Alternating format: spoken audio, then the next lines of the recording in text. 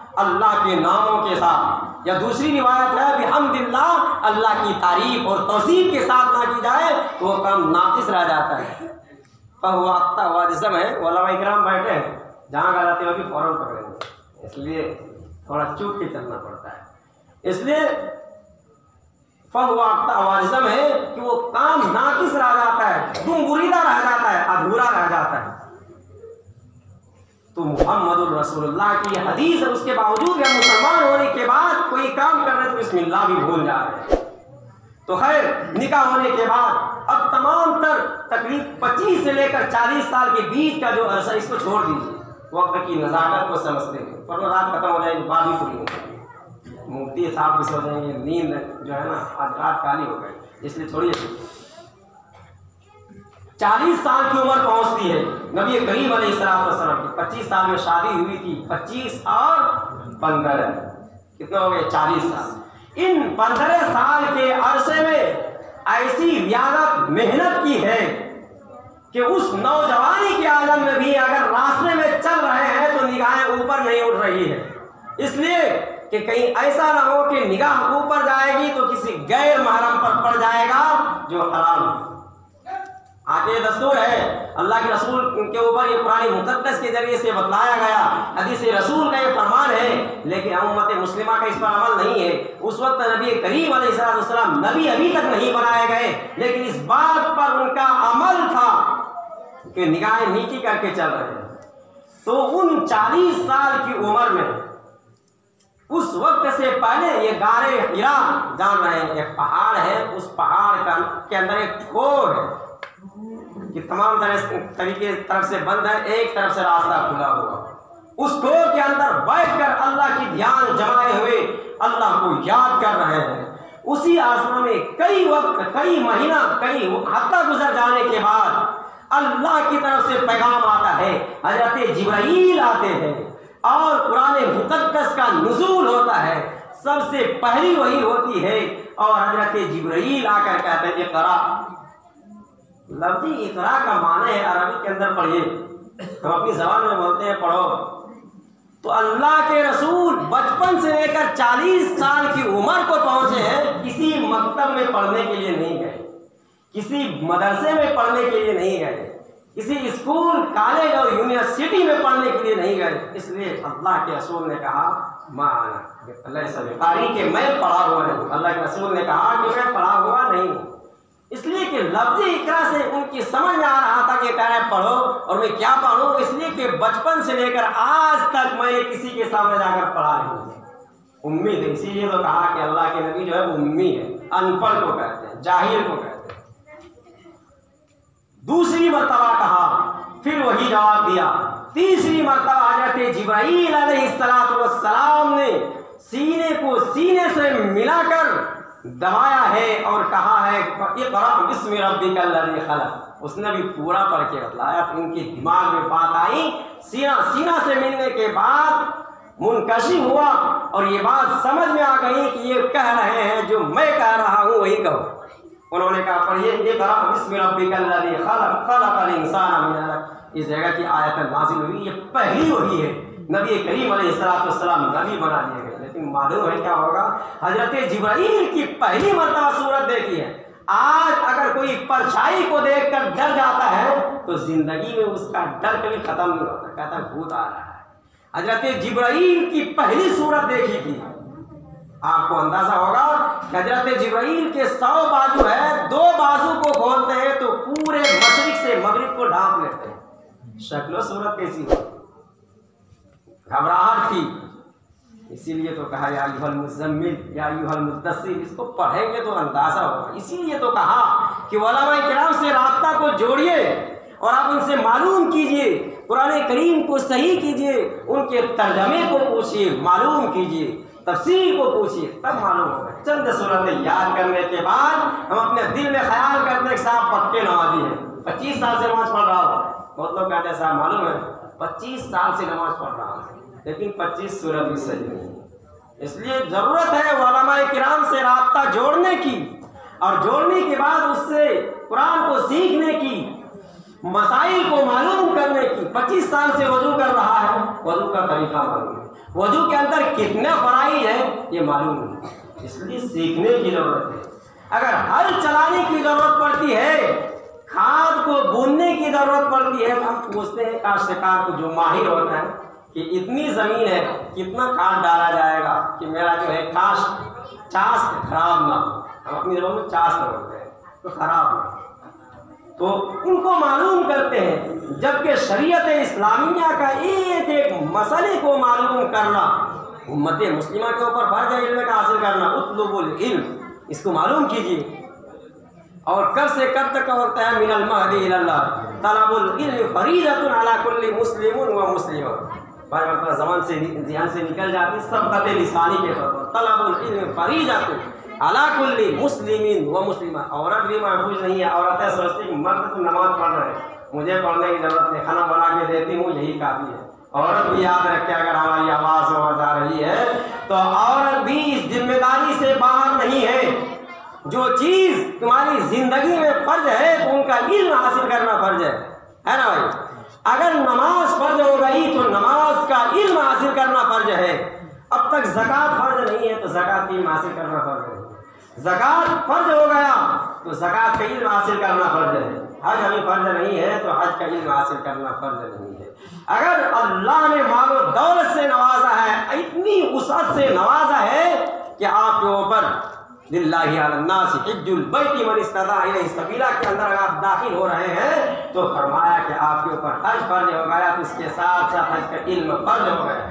تمام علوم کو حاصل کیجیے، اگر علم حاصل کیے بغیر آپ نے الٹا سیدھا حج کر کے آ گیا، کل قیامت کے میدان میں آپ کے دامن کو پکڑ لے گا کہ بتاؤ حج کے میدان میں گیا تھا لیکن حج فرض ہونے کے بعد اس سے پہلے تمہارے اوپر علم فرض ہو گیا تھا، اس کا حاصل کرنا فرض ہو گیا تھا، ان کا جاننا فرض ہوا تھا، تم نے جاننے کی کوشش نہیں کی، کسی علماء سے پوچھنے کی کوشش نہیں کی۔ صرف مدرسے میں بیٹھ کر پڑھنا ہی علم حاصل کرنا نہیں ہے، علماء سے معلوم کیجیے، ان کو سیکھیے، یاد کیجیے، تو اس میدان ہمارے دامن کو پکڑ لے گا تو ہم اپنی دامن کو نہیں چھوڑا سکیں گے، جواب نہیں دے سکیں گے۔ اس لیے جو چیز انسانوں کے اوپر فرض ہے تو ان کا علم حاصل کرنا فرض ہے۔ دو بار بتلاؤں گا، اس لیے کہ بہت ہے، 8 منٹ کہا تھا 28 منٹ ہو گیا، وعدہ خلافی ہو جاتی ہے۔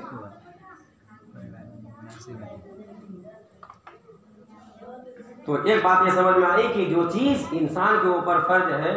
تو اس کا علم حاصل کرنا فرض ہے، لیکن ہم نے سوچا ہے کہ بچوں کی زندگی صرف پڑھنے کی ہے، 5 سے 10 سال تک کی عمر پڑھنے کے لیے مسجد میں بھیج دیں، وضو کے طریقے کو، غسل کے فرائض کو جان لیں۔ مولوی صاحب نے یاد نہیں کرایا، اتنا یاد کرا دیتے کافی تھا، لیکن اللہ کے رسول نے فرمایا اطلبوا العلم من المہد الی اللحد، اس کی جو قید اور حد بتلائی ہے علم حاصل کرنے کی، فرمایا کہ ماں کی گود سے لے کر قبر کے اندر جانے تک کا جو وقت ہے یہ علم حاصل کرنے کا وقت ہے۔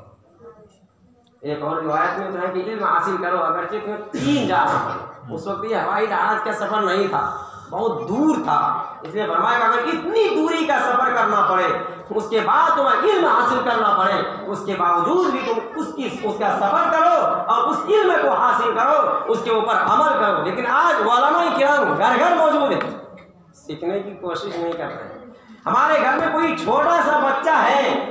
وہ وضو کے مسائل کو جانتا ہے، ان سے سیکھنا ہماری ذمہ داری ہے۔ یہ تاریخ کا پہلا مسئلہ نہیں ہے۔ حضرت ابوبکر صدیق رضی اللہ تعالیٰ عنہ کا نام کس نے نہیں سنا ہوگا کہ انبیاء کے بعد سب سے معزز انسان ہے ابوبکر صدیق رضی اللہ تعالیٰ عنہ، لیکن اللہ کے رسول جب انتقال کر گئے تو ان کی ایک بیوی اما عائشہ، نبی کریم علیہ السلام کی جتنی بیویاں ہیں وہ تمام امت مسلمہ کی ماں ہیں، تو فرمایا کہ عائشہ رضی اللہ تعالیٰ عنہ کی اس وقت 18 سال کی جب انتقال کر رہے تھے اللہ کے رسول، لیکن 9 سال میں رخصتی ہوئی تھی، 9 سے لے کر 18 تک 9 سال کا وقفہ ہے۔ ان 9 سالوں میں اتنے مسائل کو سیکھا ہے اللہ کے رسول سے کہ بڑے سے بڑے صحابہ بھی کسی مسائل میں پھنس رہے ہیں تو کہاں جاتے ہیں؟ حضرت ابوبکر صدیق رضی اللہ تعالیٰ کسی مسائل میں پھنس رہے ہیں، معلوم نہیں ہو پا رہا ہے تو دوڑتے ہوئے جاتے ہیں اما عائشہ اپنی بیٹی کے پاس، جو ان کی بیٹی ہے، سگی بیٹی ہے، ان کے پاس جا کر مسئلہ معلوم ہوتا ہے۔ ہم سرماتے پوتا سے پوچھیں گے صاحب لوگ کہے گا کہ اتنا بوڑھا ہو گیا،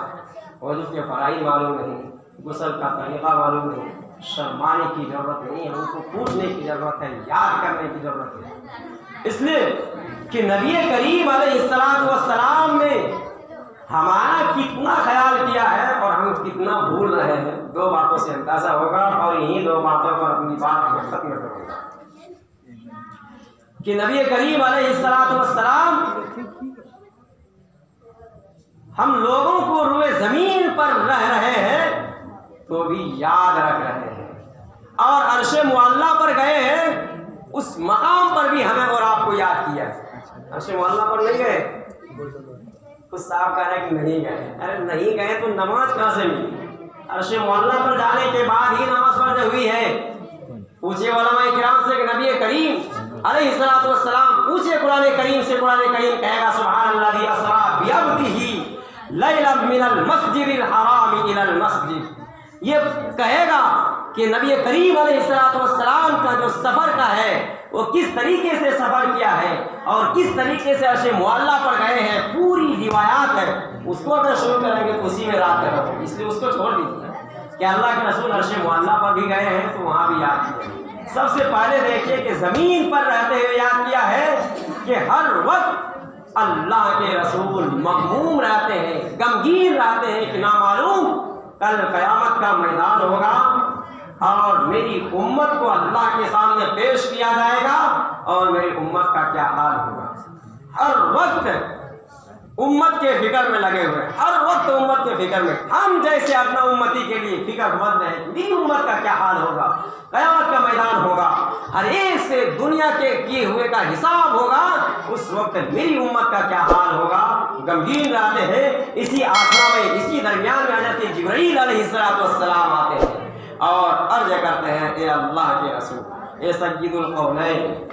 مدینے کے تاجدار جناب محمد رسول اللہ صلی اللہ علیہ وسلم، آخر کون سی بات ہے جس کی وجہ سے آپ ہمیشہ مغموم رہتے ہیں، غمگین رہتے ہیں، متفکر رہتے ہیں؟ اللہ کے رسول نے کہا تو بات یہ ہے کہ مجھے یہ یاد ستاتی ہے کہ نامعلوم کل قیامت کا میدان ہوگا، میری امت کو وہاں حاضری ہوگی اور ان سے بات پرس ہوگی، پوچھا جائے گا، سوال کیا جائے گا، وہ کیا جواب دیں گے، کس طریقے سے ان کو اٹھایا جائے گا، ان کے بارے میں متفکر ہو۔ حضرت جبرائیل علیہ السلام نبی کریم علیہ السلام کو لے کر ایسی جگہ جاتے ہیں جہاں دو طرح کے مردے مدفون تھے، مشرک و کافر کی بھی قبر تھی اور مومن و مسلم کی بھی قبر تھی، ایمان والے کی قبر تھی، مسلمانوں کی قبر تھی۔ اس جگہ پہنچنے کے بعد اللہ کے رسول نے ایسی قبر پر حضرت جبرائیل علیہ السلام نے ایسی قبر پر ہاتھ ماری ہے جو مشرک اور کافر کی قبر تھی۔ مشرک کرتے ہیں اللہ کی ذات اور اللہ کی صفات میں کسی غیر کو شریک کر دے، کوئی چادر چڑھا رہا ہے قبروں پر جا کر، کوئی مزاروں پر جا کر کوئی مرادہ مانگ رہا ہے، یہ اللہ کی ذات اللہ کی صفات کے ساتھ شرک کر رہا، وہ مشرک ہے۔ کوئی کفر کر رہا ہے، کفر کے معنی چھپانے والا، جان رہا ہے اس کے باوجود بھی چھپا رہا ہے حقانیت کو، اللہ کی وحدانیت کو چھپا رہا ہے، تو فرمایا وہ کفر ہے۔ کافر اور مشرک کی خبر تھی۔ حضرت جبرائیل علیہ السلام نے ایک ہاتھ مارتے ہوئے کہا قم بإذن اللہ، قم کے معنی ہوتا ہے کھڑے ہو جاؤ، بإذن اللہ، اللہ کے حکم سے۔ حضرت جبرائیل نے کہا قم بإذن اللہ، اللہ کے حکم سے کھڑے ہو جاؤ۔ مردے کے کانوں میں جو ہی آواز پہنچتی ہے وہ قبر سے باہر آتا ہے، اس حال میں کہ اس کی زبان سے ہائے افسوس کی آواز آ رہی ہے، اس کی زبان سے ہائے افسوس کی آواز آ رہی ہوتی ہے۔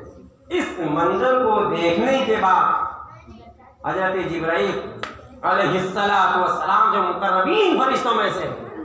ان کو واپس کر دیتے ہیں اور ان کے بعد اللہ کے رسول کو لے کر ایسی قبر پر جاتے ہیں جو مسلم اور مومن کی قبر تھی، اس قبر پر ہاتھ مارتے ہوئے کہتے ہیں قم بإذن اللہ، اللہ کے حکم سے کھڑے ہو جاؤ، اللہ کے حکم سے، اللہ کی اجازت سے کھڑے ہو جاؤ۔ اتنا سننا تھا کہ وہ مسلم وہ مومن قبر سے باہر آتا ہے اس حال میں کہ اس کی زبان پر کلمہ توحید ला इलाहा इल्लल्लाह मुहम्मदुर रसूलुल्लाह जारी किया। अल्लाह के रसूल की तरफ मुतवज्जह होने के बाद हजरत जिब्रील अलैहिस्सलाम ने कहा कि जो हाल, जो मंजर अभी आपने देखा है, कल क़यामत के मैदान में जो लोग अपनी कब्रों से उठेंगे तो यही हाल होगा। कलीमे के ऊपर जिसका खात्मा हुआ होगा, कलीमे के साथ जो इस दुनिया से गया होगा, उसकी ज़बान पर कलीमे तौहीद जारी होगा। इसलिए कि बहुत से लोग नमाजी है, दुनियादार, दुनिया के फहरिस्त में वो मुसलमान है, लेकिन उसका अमल ऐसा है, अकीदा ऐसा है कि अल्लाह की फहरिस्त में मुसलमान नहीं है। इसलिए हमारा कलीमा पर अगर खात्मा हो जाए तो उसका हाल ये होगा कि उसकी जबान से कलीमा तौहीद की आवाज आएगी और वो पढ़ेगा ला इलाहा इल्लल्लाह मुहम्मदुर रसूलुल्लाह, ये पढ़ता हुआ उठेगा। अल्लाह के रसूल को तसल्ली हो गई, सुकून हो गया, वो तमाम तरह की मगमूमियत खत्म हो गई। अब आइए, ये तो जमीन की बात थी, हम